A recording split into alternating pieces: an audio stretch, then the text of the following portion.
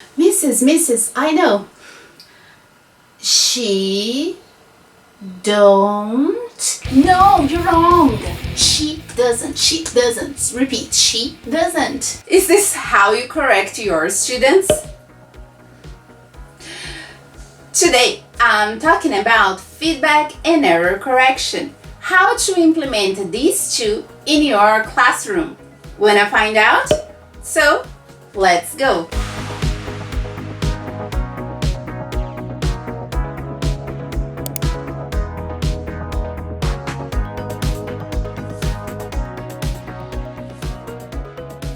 Hello exam seekers, I'm Patty and today I'm talking about error correction techniques. There are some recurring questions in the ELT environment, the English language teaching environment. For instance, what is feedback? How can you give feedback to your students?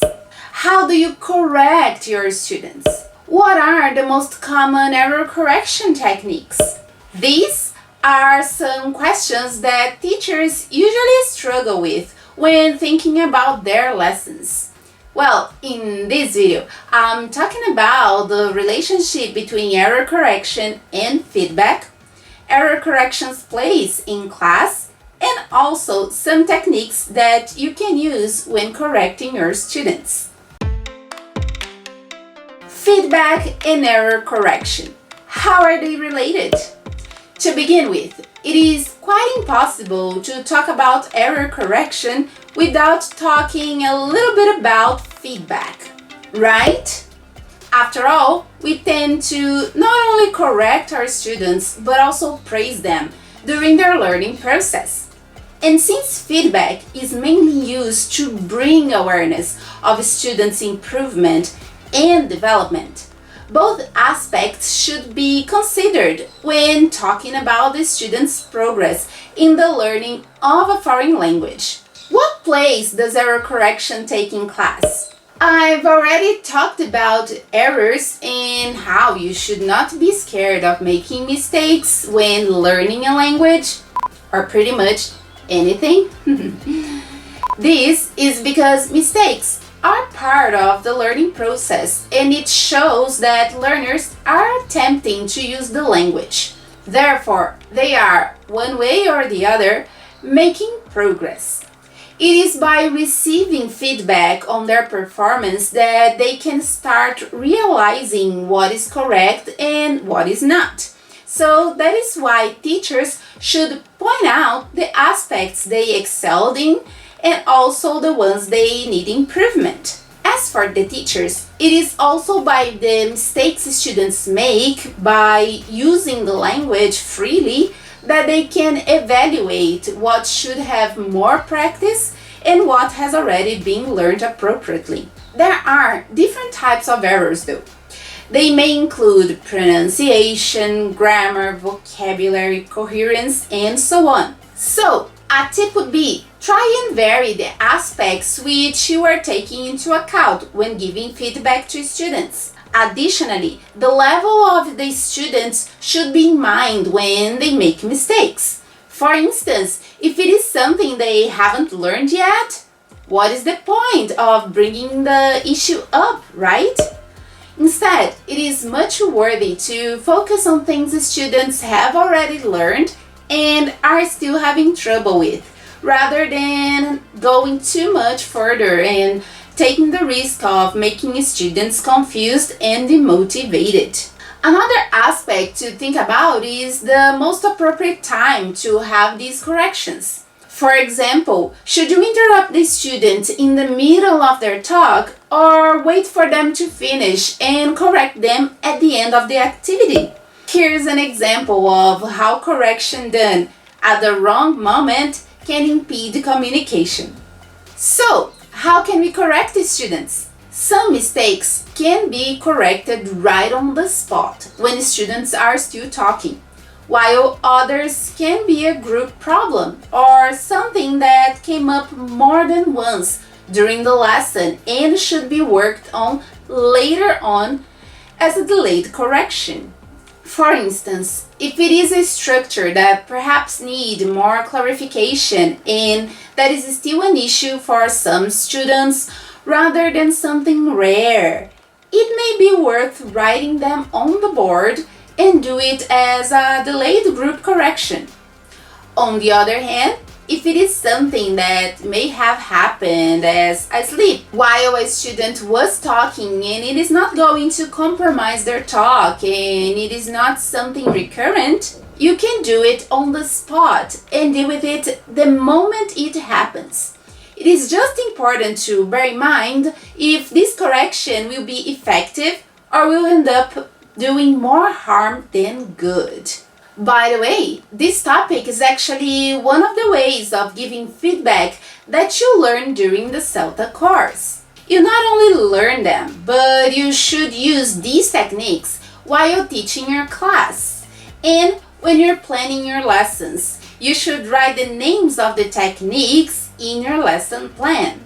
So now, let me share with you 4 error correction techniques. The first is through exercises and worksheets.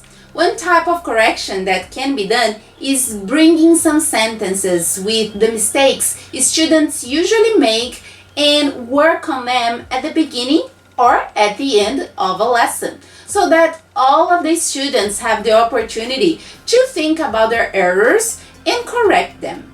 Some options could be a fill in the blanks sort of exercise, or even one with the sentences for them to spot the mistakes.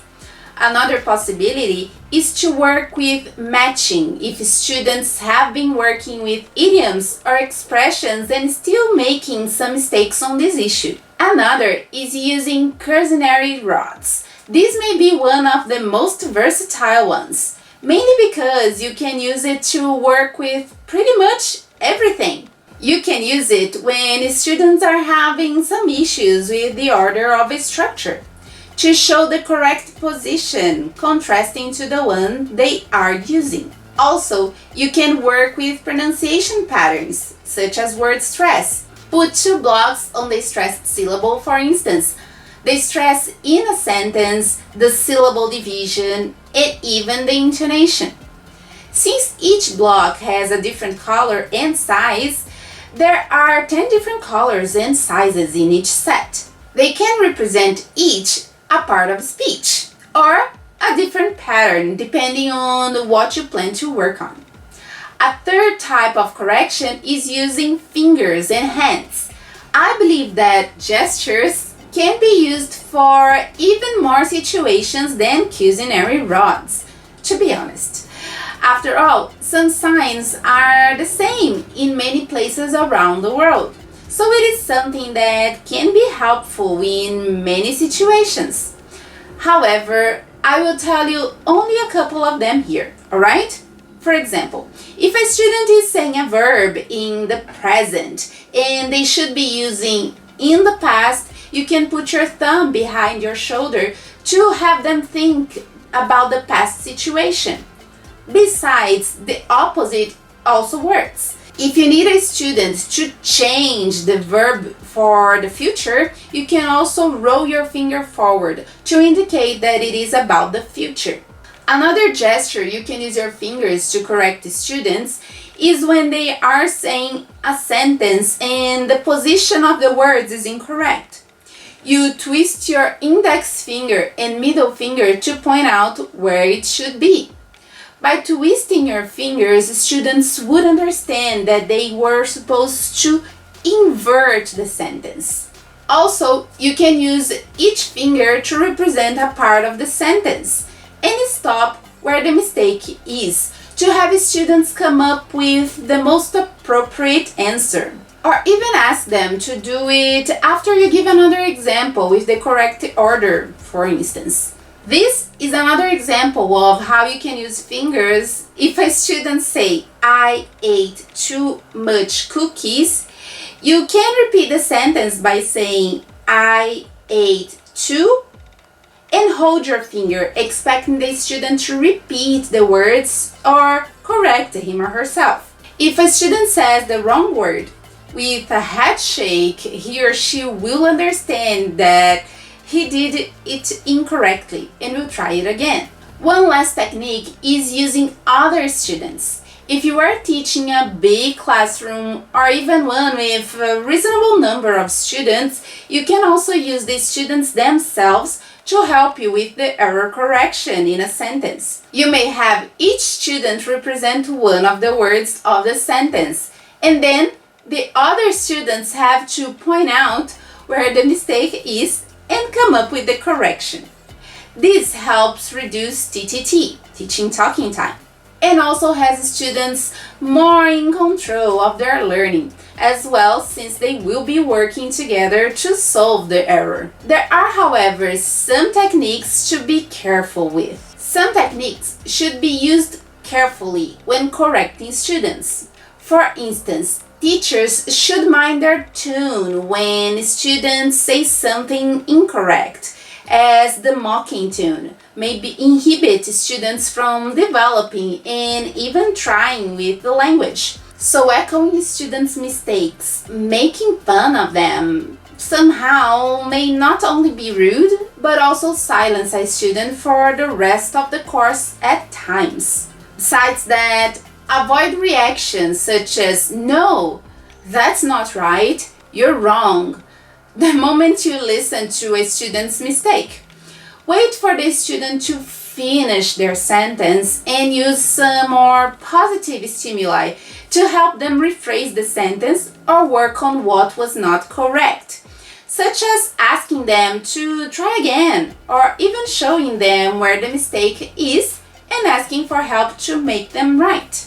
So, what do you think about these suggestions? And what about you? Do you use any other error correction techniques when working with your students? Tell me in the comments, alright? And if you have questions or comments, just leave me a comment in the comment section below. Okie dokie? Also, check out the blog post I made about this topic, link in the description. Well, I hope that this content was useful for you, and if you want more content like this, make sure you subscribe to this channel. Also, don't forget to like and share this video with the others so that more and more people can get this content. That's it for today. Thanks for watching me and see you next time. Remember that knowledge is never enough. Bye bye.